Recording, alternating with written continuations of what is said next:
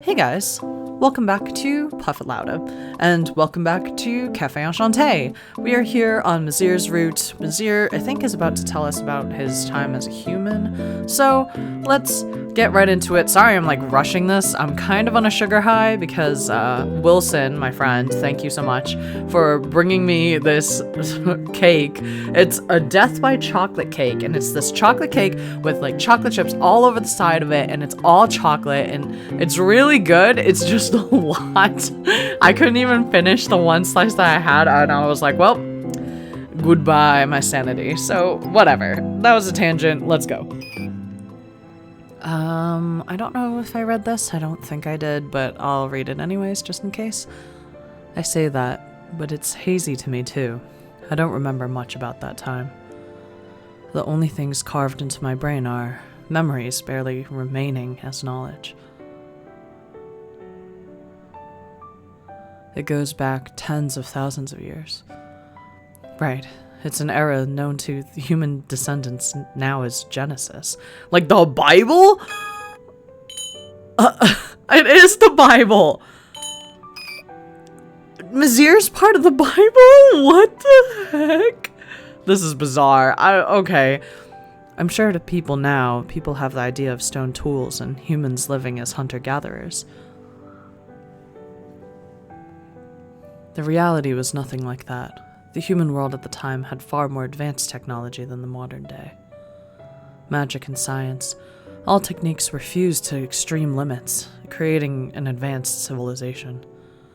In such an era, I was born as an ordinary human. However, by the time I reached adult age, I left my homeland, the human world. Oh my god, is this literally the fucking Ark? I thought that I could hide this thing, but no, I can't. At the time, the human world knew of worlds outside of our own. We had observed the existence of them. All the technology at the time is utilized to cross the boundary between worlds and develop means to move into them. The result of that was called an Ark, a vehicle that could travel to other worlds. Okay, so it literally, oh my god. So, Cafe Enchante, all of the previous stories, throw them out the window. It's actually a story about the Bible, where Noah's Ark exists, and the Bible exists. We're literally in the Genesis period. That is when Misyr was born. I don't even know how to respond. What the fuck is going on? I was chosen as a human to ride an Ark in search of new lands and other worlds. Why did we seek other worlds?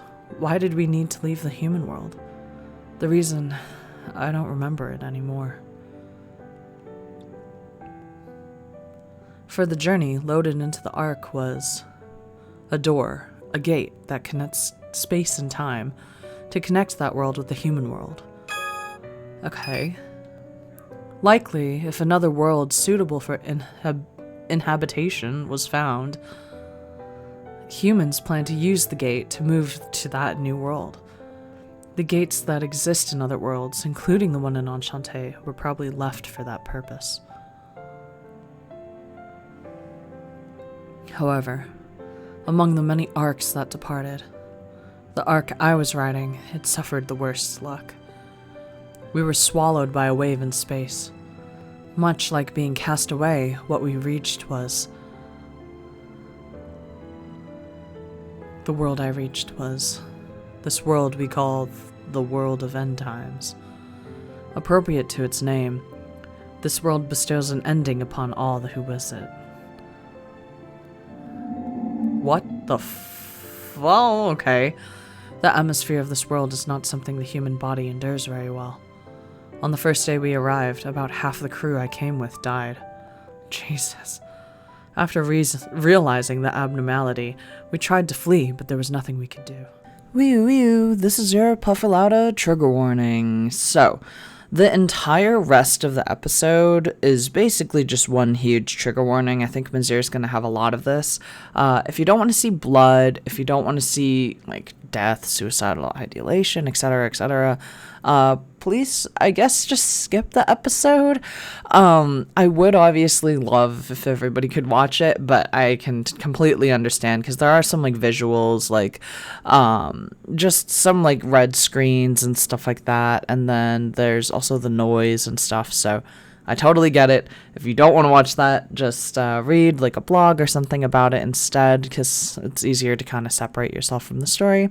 And if you are okay with it, just brace yourself a little bit, because there is some screaming as well from the voice actor. Not from me, luckily, but the voice actor does do a lot of like pained screams and stuff as well. So brace yourself. Naturally, I was no exception. Oh, trigger warning. The ash that enters the body stabs into it, causing one to vomit blood. The wind burns the skin of those exposed.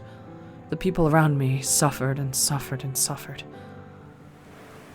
In the end, their bodies would erode and become ash. They would die and become part of this world. Objects were also no exception. All things would arrive at the same fate. I watched it all with vacant eyes, enduring the hellish agony myself, too. Before I knew it, I was the only one left alive. Before long, like my friends, I too would perish and become ash. That's what I thought, but for some reason, only my body began to experience strange mutations. Oh, God.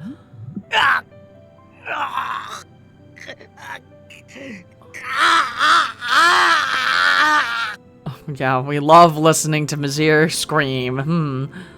My body twisted. My bones stuck out. My skin hardened and the color changed. I no longer needed food nor drink. Perhaps absorbed from the dead, my body gained immense magic powers and began to grow into something enormous.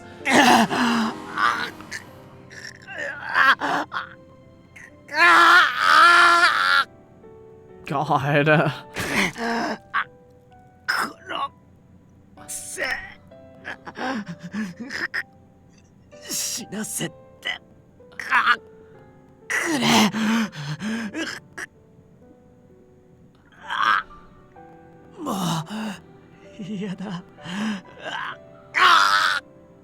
God, this is a little rough for me to listen to.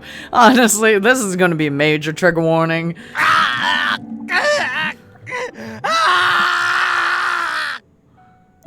Imagine the voice actor being like, you need to scream as if you want to die. Like, ugh. It was a suffering that made me crave death, yet the transformation's torture didn't stop. It took several hundreds of years to end. Several hundreds of years? Then, all that remained was this body, reduced to a grotesque form. After that, learning to move around decently took another few hundred years. Then, finally, I began to realize I was going to be truly and utterly alone. Even the giant ark that we rode and carried us here, even the gate to travel to and from our original world. During that time, or during that long time, I was suffering, had all been buried in ash and had vanished.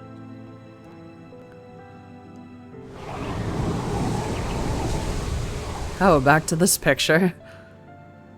I was at a loss for words at the things that he had told me as he continued walking. Then, Misyr, that form. そう。多分、環境への適応ってやつ。俺の体だけが、この死の世界で生き抜くための変化。あるいは進化を起こして。So, answer me this. So, like, if the weird mystery man in the white wants to bring Coultonay to his world, he probably wants her alive, no? But then he's okay with seeing her suffering and stuff like that. But she's just gonna die anyway. So then, like, what's the point of him having her here? Like, it makes no sense to me. Like, I don't know. Maybe that's a plot hole or something. It's just so strange. Like, she's clearly dying. So it's like, she was barely here for like 5 minutes. You know? So it just feels a little like, what is the point?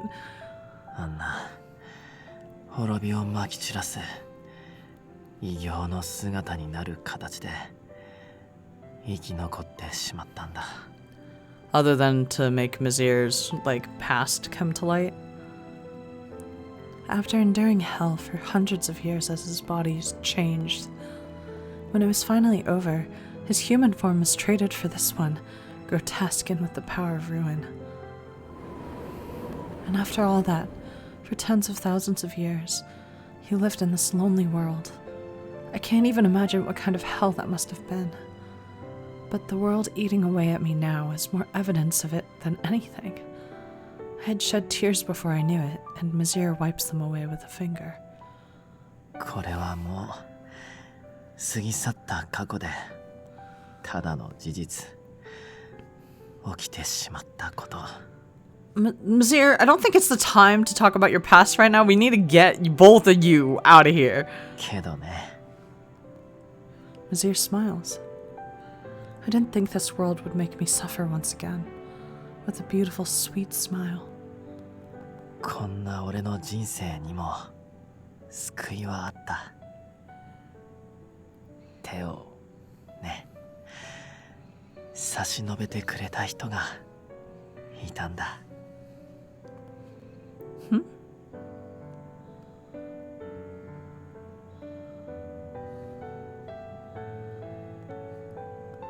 I had taken a grotesque form, but at first I wasn't discouraged. The Ark and the Gate, they might have remained somewhere in this world. Especially the Gate, it wasn't something that could be destroyed physically. So, if I searched the world thoroughly, I might find it somewhere.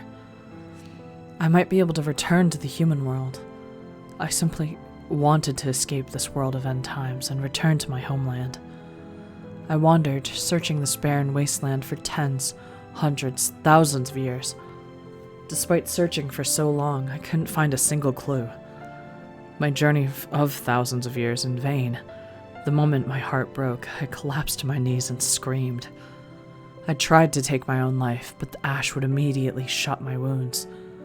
With even death denied to me, I gave up on everything. I was prepared to live an eternity in solitude, here in the world of end times. But, even in this world of nothing, there was one thing that brought a change. That was, rarely, once every few decades, a wormhole would open. I mean, I say that, but most of them closed instantly and were very fragile. But once in a while, from the wormholes, from other worlds, life forms would fall. That's right. Aside from myself, this world bestows an end to visitors. Demon beasts from the beast world, fairies from the fairy world, demons from the demon world, angels falling from the heavenly world, and from many other worlds. At first, I thought I wouldn't be alone anymore. I ended up feeling happy. That joy was short-lived. Unlike me, there wasn't a single one suited to this world of end times. That's right. Everyone who fell in would die. In agony, they would turn to ash. Even if I tried to help, I turned life to ash simply by touching it, so there was almost nothing I could do. If there was one thing, though, in regard to the countless lives that vanished with the passing of time, I could attend to them and listen. Help me. I don't want to die. I want to see my family. I want to go home. Why won't you help me? Repeatedly listening to such lamentations, I could only watch these countless lives die. I learned about the other worlds as I cared for them, and the power I stole from the dead afforded me the ability to wield magic. It's ironic. That's really all I can say. After they passed and became ash, I would make a grave, mostly for myself. All I did was watch my visitors die. For thousands, tens of thousands of years. Tens and hundreds and thousands of people. After becoming the Ashen Gravekeeper, that's what my life was, the life of Misyr Rex. After starting that, I wonder how much time passed. One day suddenly, At the edge of the graveyard, a fist-sized fissure of the wormhole opened. It was really small, but it was my first time encountering a wormhole that didn't vanish in moments. At the time, due to tens of thousands of years in despair and solitude, I had lost the ability to think properly. I was taken in by the light leaking from it. Unconsciously, I was peeking inside.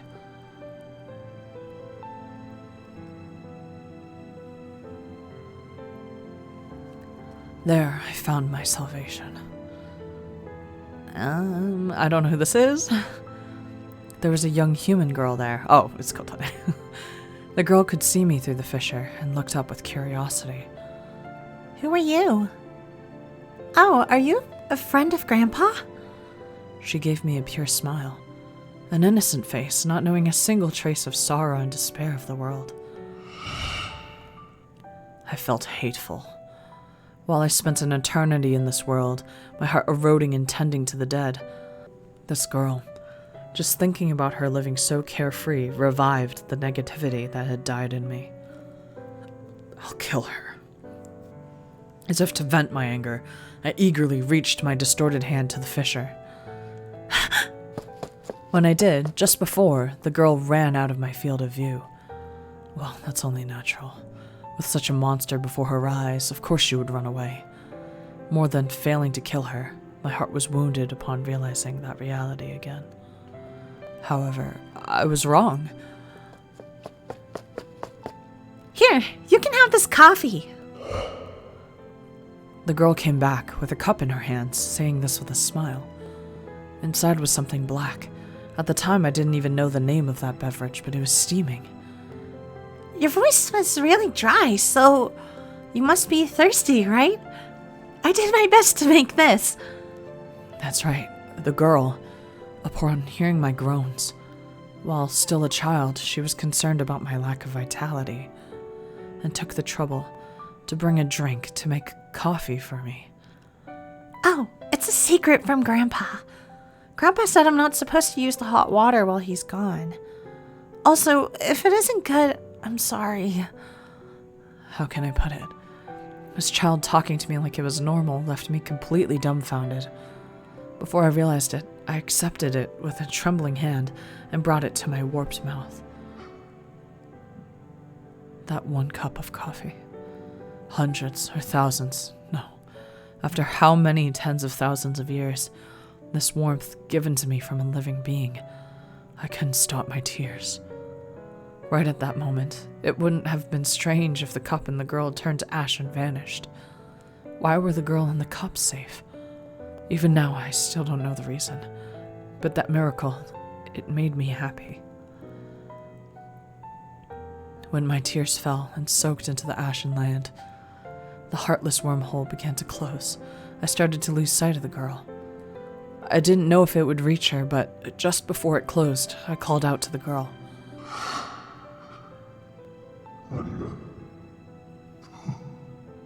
Oh.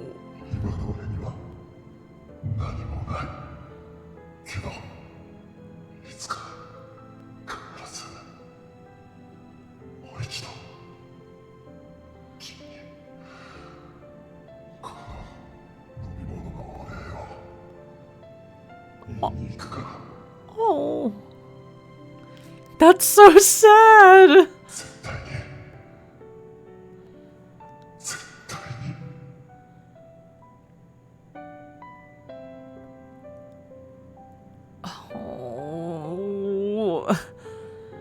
No longer able to walk by my own strength, I bury my face in Mysyr's chest as he supports me. That's... だから頑張ったんだ。絶望から立ち上がってめげそうになった時もあれから大事に守ってきたコーヒーカップを心の支えにして歩いて歩き続けて地中深くに埋もれていた船の残骸とゲートをやっと見つけて体を作り変える痛みにもう一度耐えながら力を抑える姿になる術も必死に身につけた。あの女の子へ言った約束を果たすために。もう分かったかな。俺がコーヒーを好きな理由も、一番好きなコーヒーの理由も、その時俺に、ミシェル・アレックスにぬくもりを与え、心を救ってくれたのも。So it could have been like the worst coffee he's ever had. Like it literally could have just been like grounds and water and that's it. Like not even that, just beans and water. Like, and I don't know. I mean, it must have been okay, right? I don't know. 君だよ、ことね。Me. 俺がアンシャンテに来る前に、俺はもう君と出会ってたんだよ。ただ残念なことに、俺がアンシャンテに行けるようになった頃、もうすでに君は店を離れてたけどね。君の家に会いに行こうと思った時もあった。でもその度に思いとどまった。君に会うならここがいい。君と出会ったアンシャンテがいいな。 Yeah, I think that's probably for the best because if he like showed up at her house and Kotone was like 6, like her parents would have been like, who are you? Like, what are you talking about? Yeah, it definitely would have been a little creepy, I think. So I'm glad he waited, but I see. That's why it was fate. ん？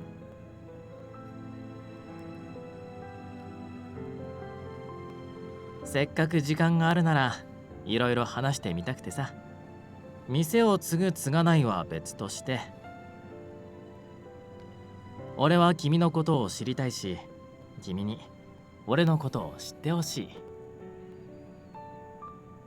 And why would you want to do that? それはもちろん運命の出会いだからなんちゃってね。 But he wasn't kidding. He was serious. Oh my god. You know, like you said back then. あの時は正直君にもう一度会えてかなり舞い上がってたから。でもそうだね、運命だと嬉しいな。だから一緒に帰ろう。そんな運命を紡いでくれたあの温かなキス。 Yeah. When we go back again, I'll make coffee for you. 楽しみにしてる。そのためにも必ず助けるよ。今度は俺が君を救う番だ。 Okay. Poor Mysyr's just lugging her like dead weight. Misyr continues crying out to me like this for hours and hours. He walks and runs without a single break.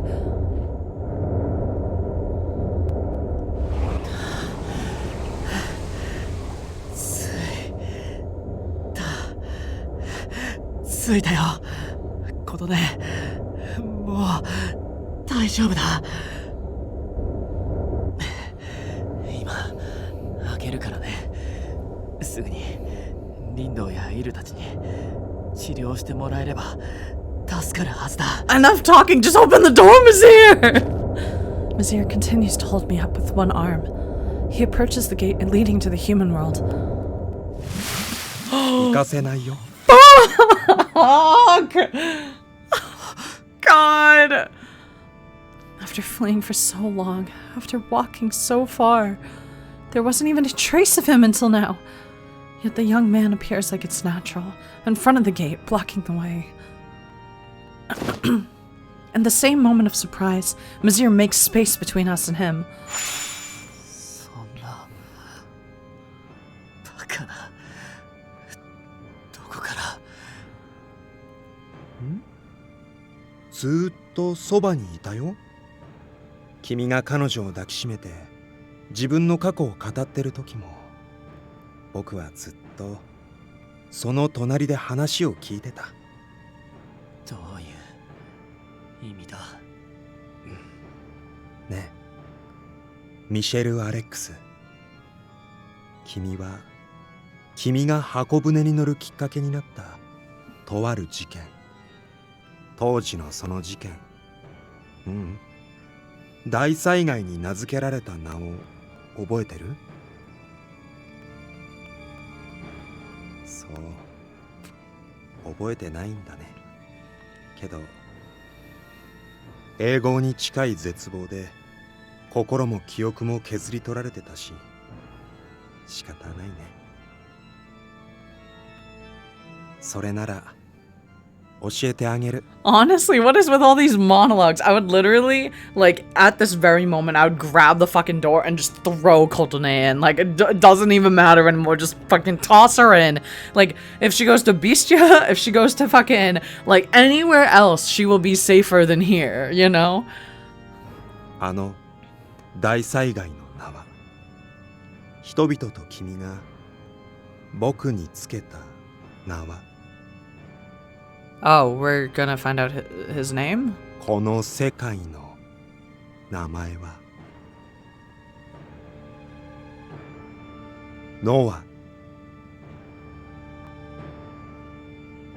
それが僕の名前だよ。 No, they did not do this to me. Wait, hold on. So this is Noah? And the world is called Noah? He's the world? Well, no. I must be confused.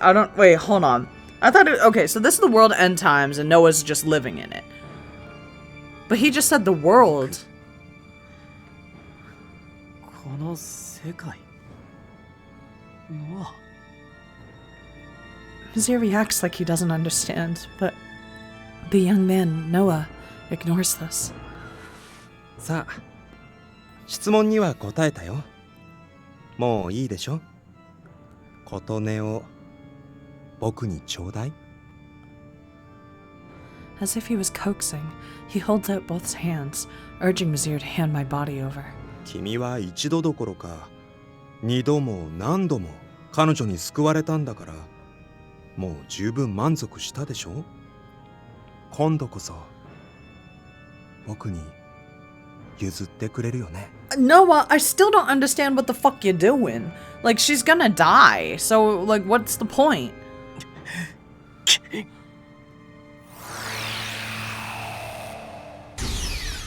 Misyr glares at Noah, and in the space between us and him, a light bursts like a flash grenade.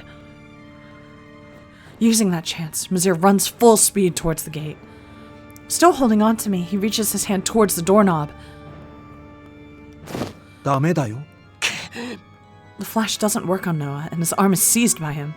That moment...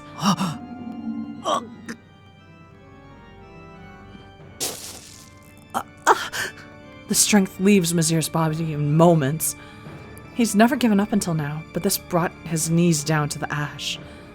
I fall from his arms on the impact. もう話したりしないよ、琴音。 Who the fuck are you? You have literally... what the hell is going on? After I fell to the ground, Noah picked me up. He distances himself from Misyr. With no energy to resist, I'm simply carried away. However,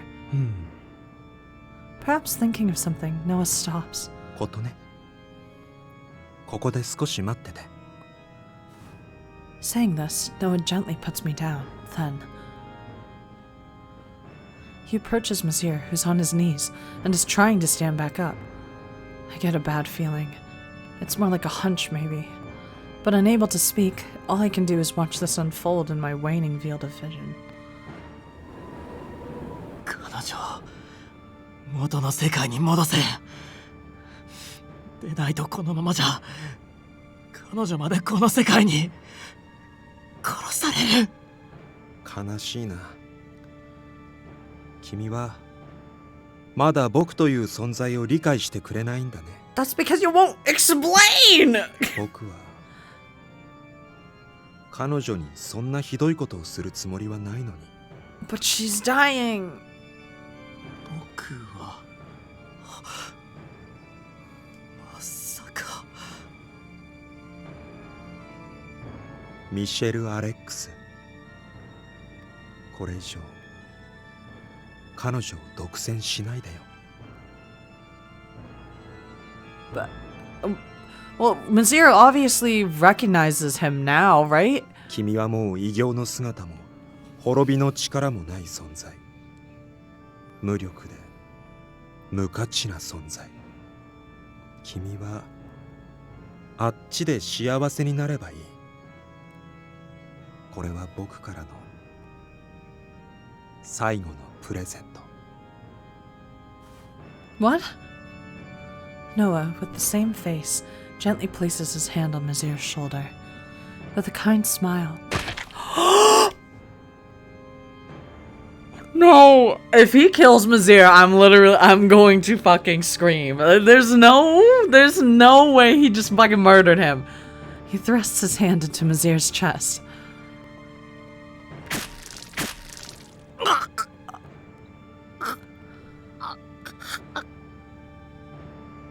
Oh god.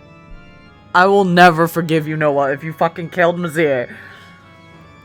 A large pool of blood stains the land from ash to a reddish black. Groaning in shock in Misyr's chest. Noah's palm that's still inside of it. バイバイ、ミシェル。 Inside his body, something makes a crushing sound. Misyr's body convulses violently once, then Noah removes his hand, dripping in red. A spray of blood is rained down on the spot, and he collapses, with not so much as a finger twitching. The only thing moving is the blood flowing outside of him. There's no sign of his wound closing. My voice goes hoarse at the horror. I gather all my strength to reach my hand towards him. 今までありがとう。でも今の僕には琴音がいるから、もう君はいらないんだ。 Noah grabs the collapsed body of Misyr with one hand and throws him into the gate. I didn't even have the strength to cry, but I call to him desperately as his figure leaves my view. Noah seems so deeply happy, and he picks me up once again. これで二人きり。 Get your hands off of Colton, I swear to God. 二人きりなんだ。もう邪魔者はいない。 Ugh. だから今度こそ僕を救ってくれるよね、琴音。僕の愛しい愛しい。 Ew! Ew! I can't. No, no, Misyr, no. No. Is Misyr dead? Oh my god, now it's chapter 5. Oh god. Oh my god, if Misyr dies, I'm seriously gonna be inconsolable. I will cry my eyes out. Okay. That should be a good thing, but we're gonna stop here. Oh my god, what the fuck? Okay, so Noah is a thing. Okay, so what we learned, let me just whiteboard it. Cafe Enchante is about the Bible. Misyr is from the Old Testament, like the Genesis chapter. Noah from Noah's Ark is here, and he's just fucking around, and just Kotone's gonna die. Like, there's no way that she can survive. There's like, she's already bleeding out. She can barely fucking speak or anything. He just fucking stabbed Misyr, and Misyr is possibly dead. I would assume so, because if somebody stabbed me through the chest and then crunched something and then threw me into a gate, I would be very much dead. But Misyr might be like semi-alive in the mind. Maybe they can rehabilitate him. I don't know. God, next episode, I fucking hope Misyr is alive. I will never forgive the writers of Cafe Enchante if they kill him off in his own fucking route. I've been waiting all this time, and if Misyr dies, I'm going to be so angry. Like, if Kotone dies, that's one thing, because it's like, okay, like, maybe I made the wrong choices or something, but Misyr doesn't deserve this, you know? Like, I guess, I don't know. I hope I didn't get a bad end. Anyway, see you guys next time. I'm, like, inconsolable already.